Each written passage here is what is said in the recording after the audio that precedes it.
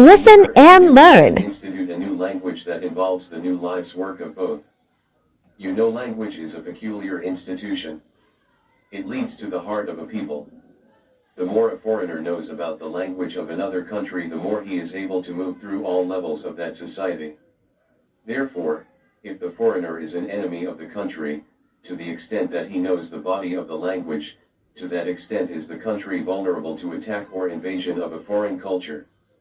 For example, if you take a slave, if you teach him all about your language, he will know all your secrets, and he is then no more a slave, for you can't fool him any longer. For example, if you told a slave that he must perform in getting out our crops and he knows the language well, he would know that our crops didn't mean our crops, and the slavery system would break down, for he would relate on the basis of what our crops really meant. So you have to be careful in setting up the new language, for the slaves would soon be in your house, talking to you man to man, and that is death to our economic system.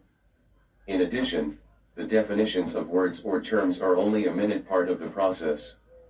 Values are created and transported by communication through the body of the language. A total society has many interconnected value systems. All the values in the society have bridges of language to connect them for orderly working in the society.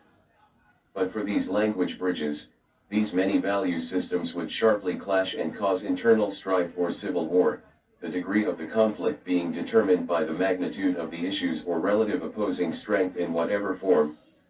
For example, if you put a slave in a hog pen and train him to live there and incorporate in him to value it as a way of life completely, the biggest problem you would have out of him is that he would worry you about provisions to keep the hog pen clean, or the same hog pen and make a slip and incorporate something in his language whereby he comes to value a house more than he does his hog pen.